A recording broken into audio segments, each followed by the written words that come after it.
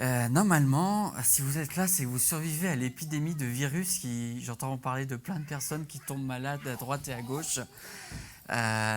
Faut dire que le mois de septembre a été un peu plus frais que espéré en tout cas. Mais malgré tout, pour moi, c'est une joie de pouvoir être là ce matin. Et ce matin, pas de grande surprise, on poursuit notre série sur le fait d'être disciple. On avait vu, je vous le rappelle juste, on avait vu plusieurs choses déjà. Déjà, la première chose qu'on avait vue, c'est que nous étions des disciples appelés par Jésus. On avait vu aussi que nous étions des disciples qui sommes équipés par Jésus. Ensuite, des disciples entourés. On a ce privilège, cette grâce de pouvoir vivre la communion fraternelle, le fait d'être ensemble.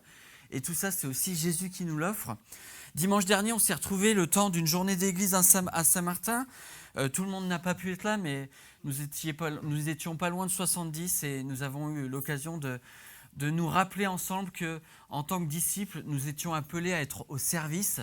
Et ce matin, ce que je vous propose de voir, c'est que nous sommes des disciples relayeurs, des disciples qui passent le relais. Et pour cela, on va se concentrer sur 2 Timothée, au chapitre 2, les versets 1 à 6. Mais avant cela, j'aimerais vous partager quelque chose. Attends. Hop. C'est bon. J'ai fait quelque chose de pas du tout original la semaine dernière. 33 millions de personnes ont fait exactement comme moi. J'ai regardé la vidéo d'un jeune youtubeur qui s'est lancé dans un défi, il y a à peu près un an, celui de gravir la plus haute montagne du monde, le mont Everest, qui culmine à 8848 mètres. Ce youtubeur, il s'appelle Inoxtag, il a environ 22 ans, et il s'est lancé ce défi-là. Alors qu'à la base, il n'est pas du tout sportif, hein. D'accord ? Son sport, c'était d'être un geek sur les ordinateurs et à jouer à pas mal de jeux vidéo. Pour ce faire, qu'est-ce qu'il va faire ? Il cherche un guide de haute montagne qui pourra l'accompagner dans son aventure. Et il le trouve, il s'appelle Mathis. Ensemble, ils gravissent plusieurs sommets emblématiques des Alpes en Europe en guise de préparation. Le Mont Blanc, l'Aiguille du Midi, la Dent du Géant dans la vallée de Chamonix, le Cervin en Suisse, pour certains des monts les plus connus. Et quand on regarde ce documentaire, finalement, on a l'impression que ça se fait sans trop de difficultés. Et on entre dans la deuxième phase du documentaire où il va aller dans l'Himalaya pour gravir une première montagne avant de tenter l'Everest. Cette première montagne, c'est l'Ama Dablam que vous voyez ici, qui est un peu moins haute que l'Everest, elle culmine à 6812 mètres. Et là, d'un coup, il y a les premières grosses difficultés qui tombent sur l'équipe. Toute l'équipe attrape le Covid quelques jours avant de tenter l'expédition. Ils font le choix de reporter et puis finalement, quand ils sont à peu près remis, ils se lancent dans l'ascension. Mais ayant eu le Covid quelques jours avant, ils sont sans énergie. À tel point qu'à quelques centaines de mètres du sommet, ils sont à 2 doigts d'abandonner alors qu'ils sont dans la dernière phase d'ascension. Et vous me direz, mais c'est quoi le rapport entre cette aventure-là et le fait d'être des disciples ? En regardant cette vidéo, j'ai vu beaucoup de parallèles finalement. De la même manière, souvent, en tant que disciples, nos débuts dans cette marche se passent plutôt bien. Être des disciples appelés, équipés, entourés, on trouve ça génial au début. Et puis un jour, nous nous retrouvons en tant que disciples face à une montagne qui paraît impossible à franchir, impossible à gravir. Nous sommes brutalement ramenés à une réalité. La vie de disciple, elle est autant belle que difficile. Et d'ailleurs, si vous regardez, si vous lisez les évangiles, Jésus ne promet pas une vie facile, à aucun moment. Et quand on réalise cela, qu'est-ce qu'on fait ? Est-ce qu'on abandonne ? Ou sinon, on a une autre option. Regardez ce que l'apôtre Paul dit concernant la vie de disciple. Parce que je crois que dans la Bible, en dehors de Jésus, s'il y a bien une personne qui a connu de manière particulière la difficulté, c'est bien l'apôtre Paul. Et c'est avec cette perspective qu'il s'adresse à Timothée en 2 Timothée 2. Parce qu'à ce moment-là, Timothée passe par des difficultés. Et ces conseils, je crois qu'ils sont encore valables aujourd'hui, parce que la vie de disciple, aujourd'hui encore, elle peut être difficile. Et ce que je vous propose, c'est de découvrir ensemble ces 3 attitudes qui vont faire de nous des disciples persévérants. 3 attitudes qui vont nous permettre vraiment de persévérer sur le long terme en tant que disciples de Jésus. Et je commence en lisant le passage de Timothée 2, versets 1 à 6. « Toi donc, mon enfant, fortifie-toi dans la grâce qui est en Christ Jésus. Et ce que tu as entendu de moi en présence de nombreux témoins, confie-le à des hommes fidèles, qui soient capables de l'enseigner aussi à d'autres. Souffre avec moi, comme un bon soldat du Christ Jésus. Il n'est pas de soldat en campagne qui s'embarrasse des affaires de la vie, s'il veut plaire à celui qui l'a enrôlé. Et l'athlète n'est pas couronné s'il n'a pas combattu suivant les règles. Le laboureur qui peine doit être le premier à recueillir le fruit. » Je vous l'ai dit, en fait, Timothée passe par des difficultés. Et ce que j'ai constaté en étudiant le contexte, c'est qu'il passe par 3 types de montagnes qui lui paraissent insurmontables. La première montagne qui lui paraît insurmontable, c'est la montagne des relations. En fait, il faut bien comprendre la relation qui unissait Paul à Timothée. Ils ont un lien très fort.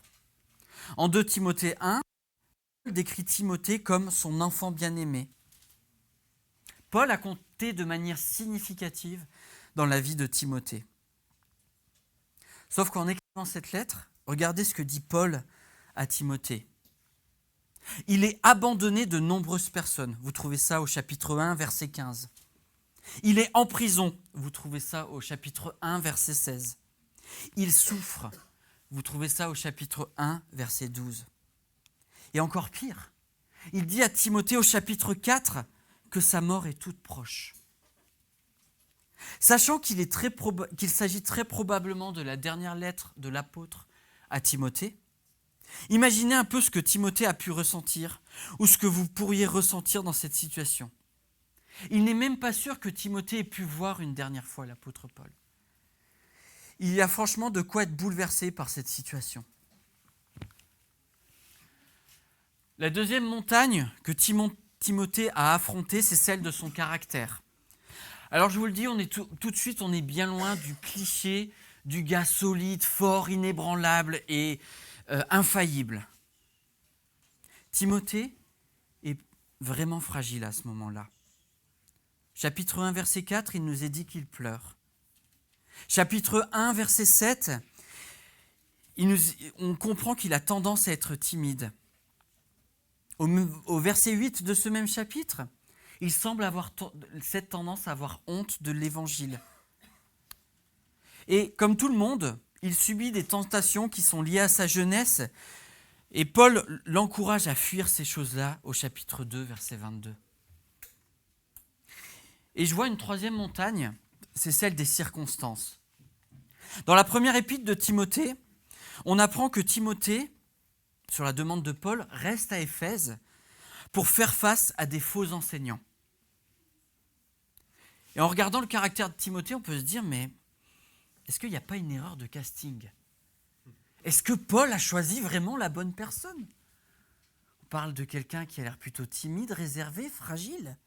Et je suis persuadé que Timothée s'est peut-être au moins à un moment donné posé cette question-là. Il aurait pu prendre quelqu'un de plus sûr de lui. Mais quand je regarde Timothée, voici ce que je me dis. Timothée est le reflet de mon cœur. Timothée est le reflet de nos cœurs. Les larmes, la honte, la timidité ou les tentations sont des choses que nous pouvons tous vivre à bien des moments de nos vies. Pourtant, malgré ce qu'on vit de difficile, Jésus nous appelle à être ses disciples. Quelles que soient nos fragilités, quelles que soient nos faiblesses, nous sommes appelés par Jésus à être ses disciples. Je dirais même qu'il se plaît à utiliser des gens fragiles et faibles et à faire de ces gens-là des disciples. Et Paul, lui, veut nous encourager à être ces disciples-là par 3 aspects et avec 3 questions précises. En tant que disciple, quel est ton carburant? En tant que disciple, quelle est ton activité? Et en tant que disciple, quelle est ta motivation? La première chose que je vous propose de voir, c'est que Paul nous encourage à choisir le carburant du disciple, la grâce. Je vous l'ai dit, Timothée est au fond du trou. Et voici ce que Paul au chapitre 2 dit, « Toi donc, mon enfant, fortifie-toi dans la grâce qui est en Christ Jésus. » Et ça commence avec un mot, « donc ». S'il y a un donc, c'est qu'il y a eu quelque chose avant et que la suite va être un peu la conséquence finalement. Paul a bien pris en compte ce que vit Timothée et il lui propose d'agir d'une manière spécifique, en se fortifiant. Se fortifier, c'est l'idée de quelque chose qui va augmenter notre force. Mais concrètement, qu'est-ce qui nous rend plus forts? Le travail? Une famille solide et épanouie? Ce que nous possédons? Les amis? L'accomplissement de nos projets? Des diplômes? On peut continuer la liste. Et je vais l'arrêter là parce que je pourrais la continuer des minutes et des minutes. Ou même l'approbation des gens. Tant de choses peuvent être notre source de se fortifier. En soi, ce que je veux dire, c'est que rien de cela est mauvais. Mais si notre force est fondée sur ces choses-là, nous prenons un grand risque, parce que toutes ces choses sont volatiles. Je suis infirmier aux urgences et cette semaine, j'accueillais un patient qui manifestait des idées suicidaires. Et quand j'accueille ce type de patient, moi, mon travail, c'est de savoir si le patient a toujours, quand je le vois, des idées suicidaires. Donc je lui pose la question, est-ce qu'il a encore envie de mourir? Et vous savez ce qu'il me dit? Si ma femme revient, j'ai plus envie de me suicider. Ce qui le fortifiait, c'était sa femme, mais elle est partie. Tant d'autres choses peuvent s'effondrer dans nos vies. Alors se pose inévitablement cette question, que faire face à la difficulté? Parce que autant, quand les choses s'effondrent, ça peut devenir notre difficulté, autant, face à une difficulté autre, ces choses, à un moment donné, ne seront plus capables de nous maintenir à flot. Que faire face à la difficulté? Je pense que c'est peut-être cette question que Timothée s'est posée. Et voici ce qu'un pasteur que j'écoutais la semaine dernière disait. C'est par les circonstances difficiles que Dieu révèle l'état de nos cœurs. C'est par les circonstances difficiles que Dieu révèle l'état de nos cœurs. Et il partageait ensuite les 3 manières avec lesquelles on peut réagir face à la difficulté. La première, ça peut être l'orgueil. Je vais me débrouiller tout seul. La deuxième, ça peut être le désespoir, celle que je vois beaucoup aux urgences. Et la troisième, c'est se tourner avec humilité vers Jésus. Et je crois que c'est la seule option viable. Parce que moi, je suis faillible. Le désespoir n'aura tendance qu'à m'amener à ma perte. Mais seul Jésus peut me permettre de passer ce moment difficile. Et ça tombe bien parce que c'est ce que l'apôtre Paul nous propose, se fortifier dans la grâce qui se trouve en Jésus. Je ne sais pas vous, mais quand je lis ça, j'ai envie de dire, c'est quoi le mode d'emploi, concrètement? Comment on se fortifie dans la grâce? Parce que peut-être que c'est une phrase qu'on entend depuis des années et qu'on ne sait pas ce que ça veut dire. Je vous le rappelle, peut-être la grâce, c'est une faveur imméritée. Si nous avons placé notre confiance en Jésus, si nous croyons qu'il est mort et ressuscité pour nos fautes, nous avons déjà bénéficié de la grâce. Mais cela ne nous éclaire pas forcément sur le fait de se fortifier dans la grâce jour après jour. Alors ce que j'ai fait, vous savez, j'ai regardé s'il y a d'autres endroits, Paul parlait du fait de se fortifier. Et j'ai trouvé.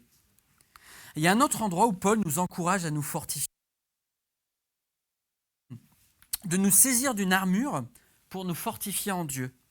Cette armure, Elle est évoquée en Éphésiens 6, mais en fait cette armure, ou comme le fait d'être des disciples équipés par Dieu, sont des fruits directs de la grâce. Le fait que Dieu nous donne ces moyens-là, c'est une manifestation de la grâce et on peut s'en saisir concrètement.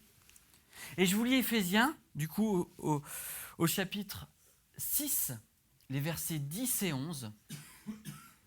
Au reste, fortifiez-vous dans le Seigneur et par sa force souveraine. Et comment ? Revêtez-vous de toutes les armes de Dieu, afin de pouvoir tenir ferme contre les manœuvres du diable. Cette fois, on est dans le concret. Se fortifier dans le Seigneur et dans les manifestations de sa grâce, c'est se saisir de cette armure dans la difficulté. Et je vous propose de regarder rapidement cette armure. Il nous est dit de prendre toutes les armes de Dieu. Face à la difficulté, la vérité de Dieu nous permet de faire ce tri entre ce que disent nos émotions et ce que disent ceux qui nous entourent face à une situation. Et nous focaliser sur qu'est-ce que Dieu dit de cette situation. Face à la difficulté, la justice de Dieu nous pousse à agir avec justice, même lorsque nous serions tentés de l'inverse, parce que la vie est difficile et qu'elle nous blesse. Face à la difficulté, nous sommes encouragés à nous focaliser sur la beauté de l'Évangile qui nous permet de continuer à avancer, même quand tout nous décourage. Face à la difficulté, le bouclier de la foi nous permet d'empêcher les doutes de prendre racine dans nos cœurs, afin de mettre en échec le diable. Face à la difficulté, le casque du salut nous rappelle que nous sommes des enfants de Dieu. Vous savez, cette petite voix qui dit, mais finalement, est-ce que tu es vraiment chrétien ? Tu as vu comme tu réagis ? Tu as vu par quoi tu passes ? Dieu nous rappelle que nous sommes ses enfants. Face à la difficulté, la parole de Dieu nous rappelle que ce que Dieu dit de nous, ou sur un temps difficile que nous traversons. Face à la difficulté, par la prière, nous pouvons absolument déposer tout ce qui vient nous écraser. Et tout ça, l'apôtre Paul le donne dans Éphésiens pour un seul but. Verset 14, tenez donc ferme. C'est faire en sorte que chaque jour nous puissions nous lever en tant que disciples. Pour nous fortifier dans la grâce, nous devons être actifs et non passifs. Nous saisir des armes que Dieu met à notre disposition. Est-ce qu'on laisse prendre ? Est-ce que ces armes sont en train de prendre la poussière dans nos vies ? On les a mis dans un placard, on n'y touche pas trop ? Ou est-ce qu'on veut s'en saisir ? Parce que le carburant qui nous fera avancer, il est là. Et c'est à nous de pouvoir le saisir. La deuxième chose que l'apôtre Paul nous propose, c'est de choisir l'activité du disciple transmet. Et je vous relis le passage, verset 2, « Ce que tu as entendu de moi en présence de beaucoup de témoins, confie-le à des hommes fidèles qui soient capables de l'enseigner aussi à d'autres. » En fait, quand on regarde le passage, c'est comme si, une fois fortifiés dans la grâce, on devenait capable de nous mettre en action, on devenait capable de confier le message reçu à d'autres ou de le transmettre. Et j'ai mis « transmets-le » entre parenthèses parce que c'est comme ça que la Bible d'études Sommer le traduit. Mais je me suis demandé, c'est quoi transmettre ? Lorsqu'Inox Tag, je reviens à lui, a démarré son projet, il n'y connaissait absolument rien. Il s'est cherché un guide de haute montagne et il l'a trouvé. Et ce guide lui a tout appris.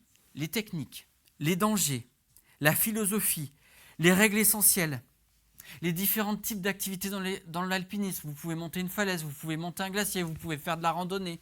Il faut apprendre à vous accorder, à marcher dans une cordée. Je l'ai déjà fait, c'est pas simple. Il faut savoir faire un nœud de montagne. Il y a plein de choses spécifiques. Et ils ont comme ça gravi plusieurs sommets pour s'entraîner. Et lorsqu'ils sont arrivés à la montagne dont je vous ai parlé au début, la Madablam, la motivation manquait à tout le monde. Et ce que je trouve fascinant, c'est que celui qui n'y connaissait rien, au final, à la base, Inox Tag, c'est lui qui a encouragé toute l'équipe à tenter le sommet. Je crois que c'est un peu à ça que ça ressemble, la transmission. L'apôtre Paul, quand on regarde dans le livre des Actes, il a vécu exactement la même chose. Quand il a commencé à croire en Jésus, un certain Barnabas l'a pris sous son aile, on trouve ça dans le livre des Actes, et l'a amené avec lui pour enseigner. Et un jour, il s'est passé que Paul a volé de ses propres ailes.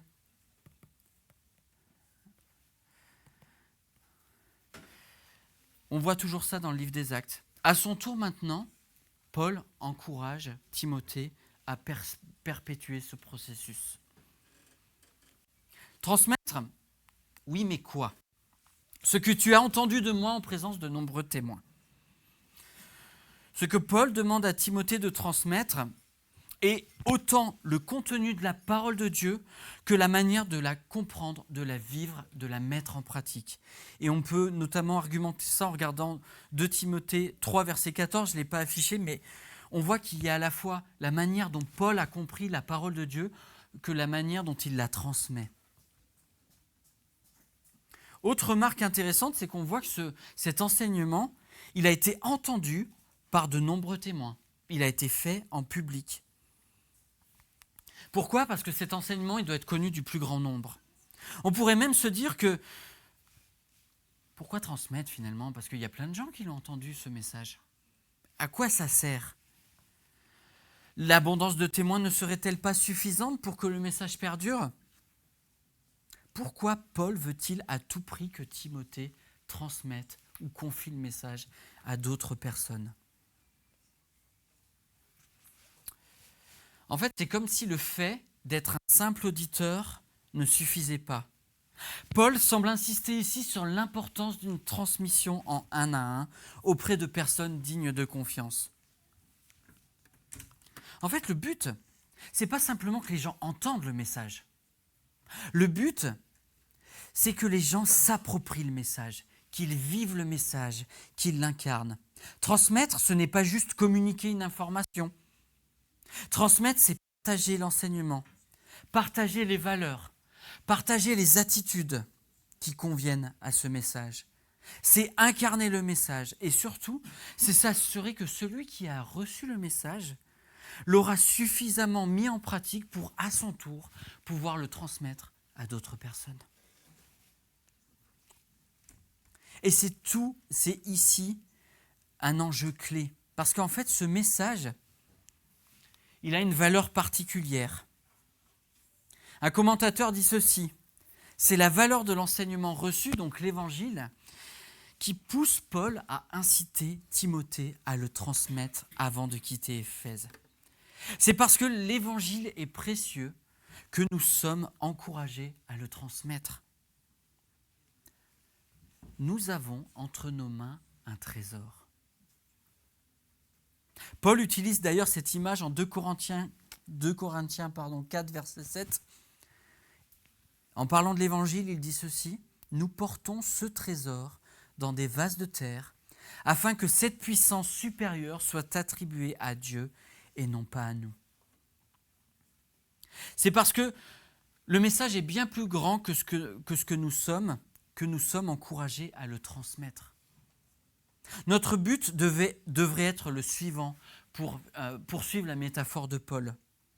Il faut que d'autres vases d'argile puissent à leur tour porter le message.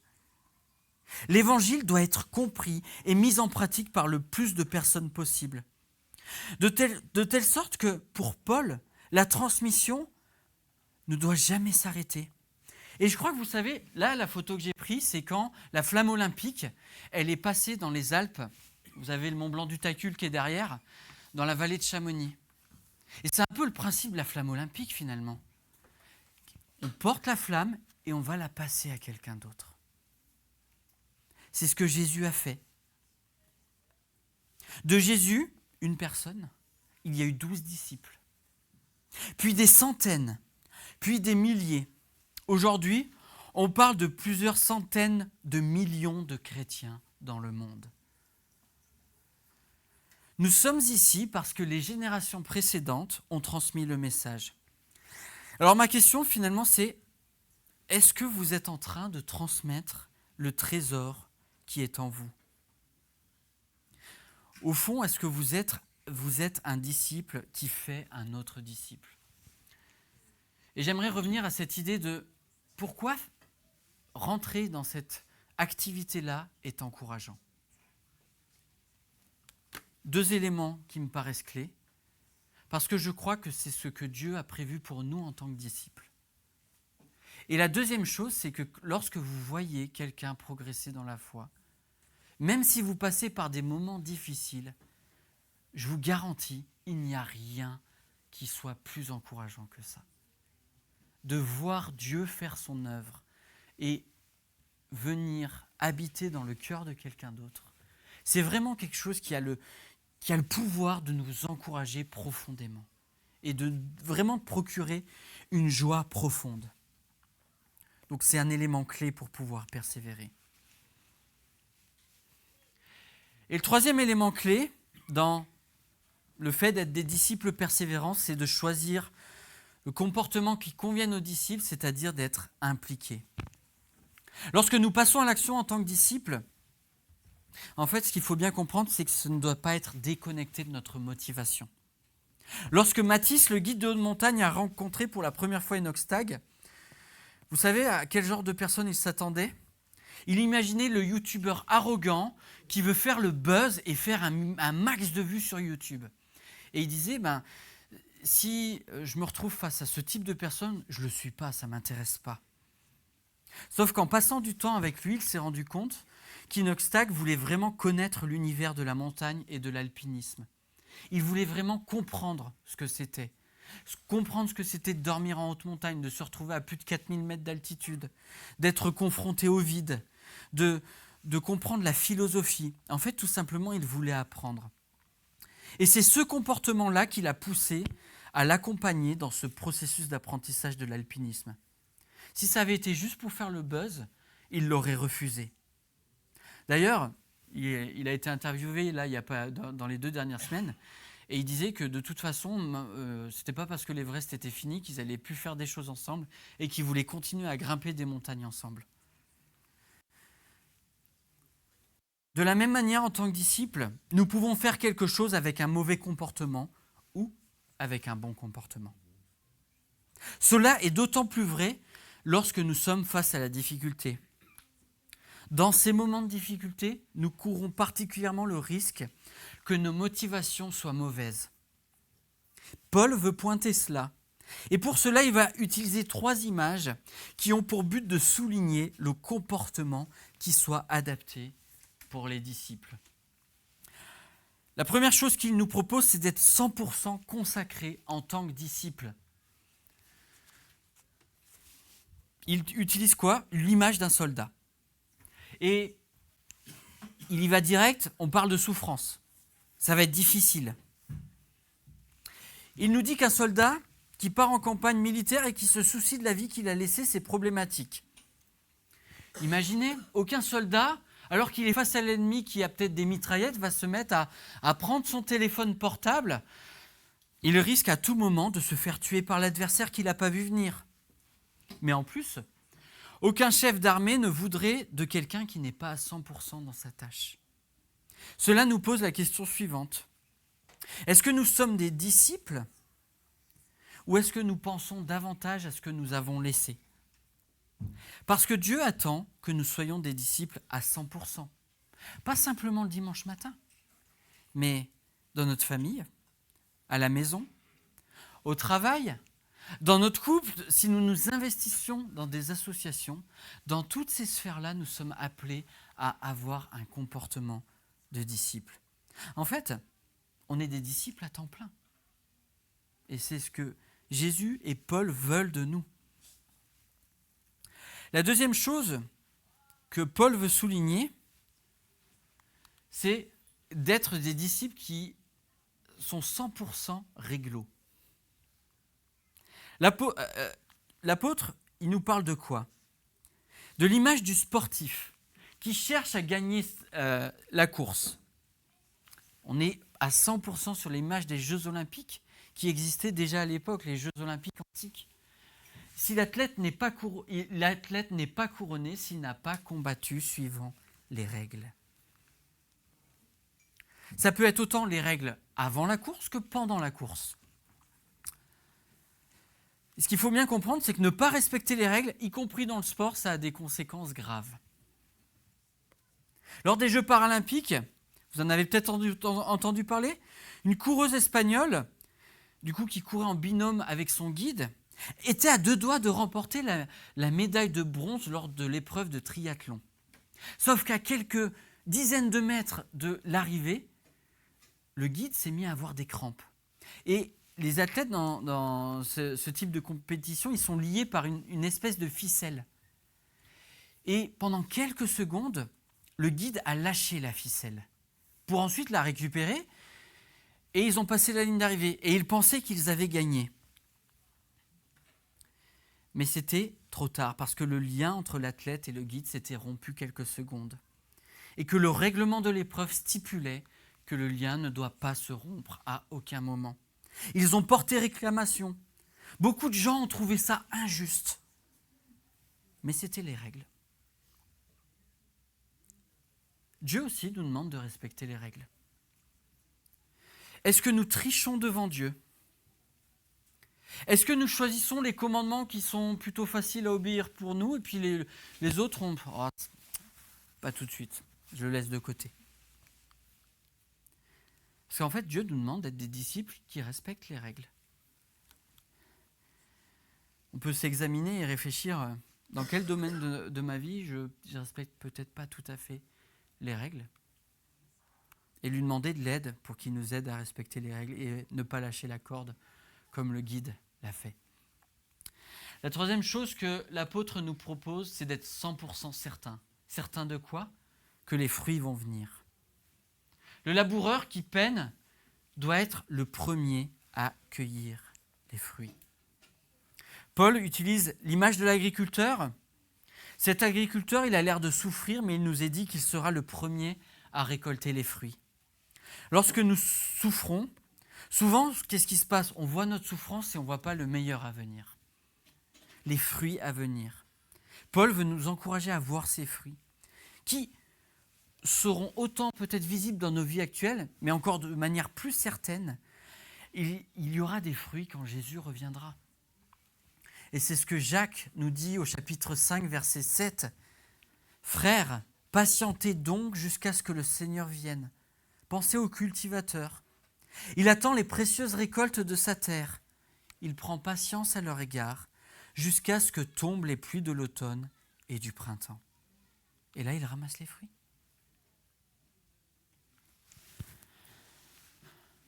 Pourquoi Paul insiste tant sur le comportement du disciple ?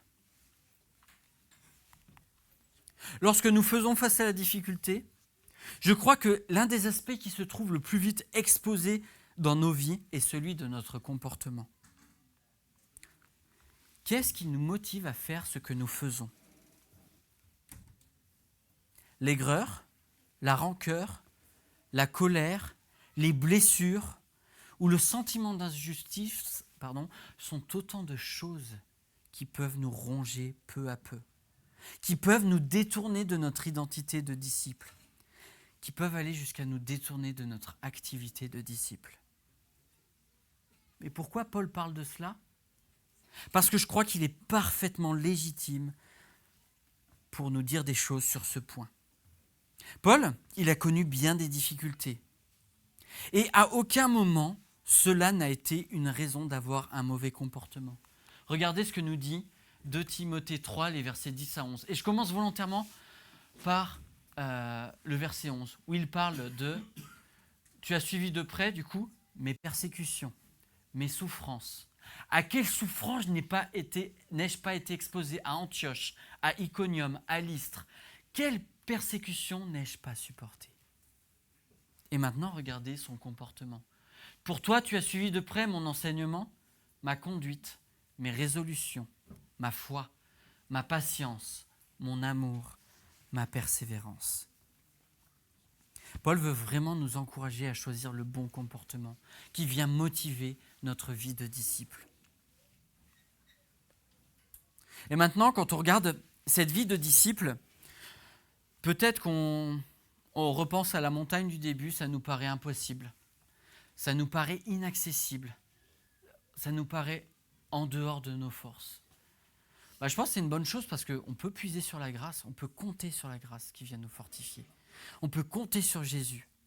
Et avec cela, on est encouragé à être des disciples qui font des disciples. Maintenant, pour conclure, je vais vous proposer un exercice. Imaginez que j'ai beaucoup d'argent à vous donner. Je vous précise, ce n'est pas le cas. D'accord ? Ce n'est pas vrai, c'est un exemple. J'ai 2 manières de vous donner cet argent. D'accord ? Écoutez bien. Soit je vous donne 1 euro et chaque jour je multiplie par 2 votre argent pendant 30 jours. Soit je vous donne 100 000 euros par jour sur 30 jours. Ok. Qui préfère la première option ? Allez, levez la main. Ok, je répète pas sinon vous allez calculer. Qui préfère la deuxième option ? Ok. Donc, si vous avez préféré la première option en partant d'un euro, à la fin des 30 jours, vous avez plus de 500 millions d'euros. Ok ? Si vous choisissez la deuxième option, celle de 100 000 euros par jour, à la fin des 30 jours, vous avez 3 millions d'euros. Maintenant, on a tendance à être attiré par les 100 000, tu fais, ouais, c'est bien. Hein. Mais maintenant, imaginons qu'on remplace 7 euros qu'on a donné par un disciple qu'on accompagne, par quelqu'un qu'on accompagne. Si chaque personne dans l'Église choisissait d'accompagner une autre personne, que ce soit la découverte de la foi ou un temps d'affermissement, et qu'après ce processus se perpétue, le nombre de disciples serait amené à augmenter toujours plus. Et avec Quentin, nous croyons que c'est ce que nous sommes appelés à faire en tant que disciples.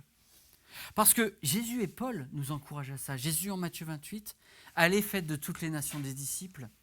Paul, ce que tu as reçu de moi en présence de nombreux témoins, transmets-le à des hommes fidèles qui soient capables de le transmettre à d'autres.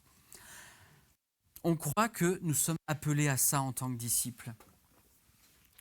Nous sommes appelés à être des disciples qui font des disciples. Paul et Jésus disent exactement la même chose en utilisant des mots qui peuvent paraître différents. Nous croyons que ce processus ne repose pas sur les anciens. Vous imaginez bien qu'on est 2 anciens, Quentin et moi, dans l'église de responsables. On n'est pas capable d'accompagner toutes les personnes. Nous sommes incapables de suivre chaque personne qui veut découvrir la foi ou qui veut progresser dans sa vie de disciple.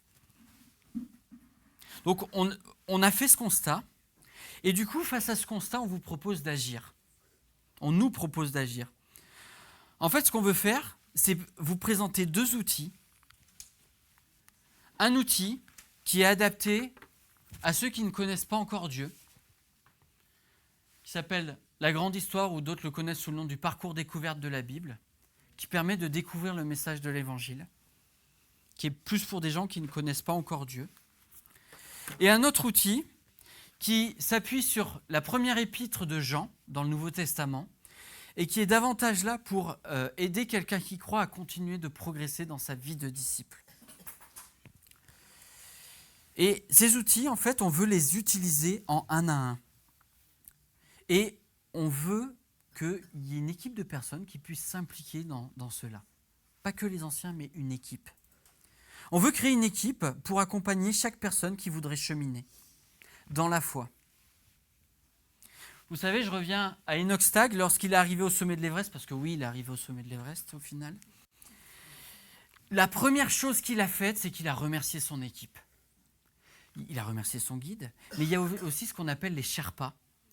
Donc c'est un peuple qui se trouve dans le Tibet et qui joue le rôle de porteur. Et ils ont des capacités physiques hors normes parce que de base, ils vivent à 4000 mètres d'altitude. Donc ils sont ils ont des prédispositions génétiques et physiques qui sont bien au-dessus de ce qu'un occidental peut avoir. Et la première chose qu'il a fait, c'est qu'il a voulu remercier ces personnes-là. Et il a dit une phrase qui m'a marqué personnellement et que je crois que nous pouvons appliquer à l'église locale. Je vous l'ai mis dans la vie. Il n'y a rien qui se fait tout seul et c'est mieux de le faire à plusieurs. C'est exactement ce que nous voulons vivre ensemble en église. Nous voulons être cette église qui travaille en équipe à être des disciples qui font des disciples. Et si vous voulez relever le défi avec nous, à être ces disciples qui transmettent malgré les difficultés, malgré les doutes, malgré la dureté parfois de la vie de disciple, on vous donne simplement rendez-vous à 14h avec Quentin pour pouvoir un peu discuter ensemble de ces deux outils. Donc si ça vous intéresse, vous êtes les bienvenus. Et je vais prier pour conclure. Seigneur, je veux te remercier. Te remercier parce que non seulement tu nous appelles à être disciples, mais tu nous rends capables de persévérer en tant que disciples. Et tu nous donnes les moyens de persévérer. Par ta grâce qui n'est pas simplement une manifestation de ta mort à la croix, mais qui se manifeste dans nos vies chaque jour, par ces outils que tu nous donnes, cette armure qu'on a évoquée aujourd'hui, par cette capacité que tu nous donnes de pouvoir transmettre de ce qu'on a compris de toi à une autre personne, par ce caractère qui est nôtre, nos motivations que tu viens transformer, tu nous rends capables de persévérer. Ma prière, c'est que maintenant, on puisse mettre en pratique ce qu'on a vu ce matin, jour après jour, qu'on puisse le mettre en pratique quand ça va bien, mais aussi quand c'est plus difficile, qu'on puisse toujours se tourner vers toi et que tu nous rendes capables, jour après jour, de nous lever en tant que disciples, déterminés à marcher à ta suite, Seigneur. À toi soit toute la gloire, Seigneur Jésus. Amen.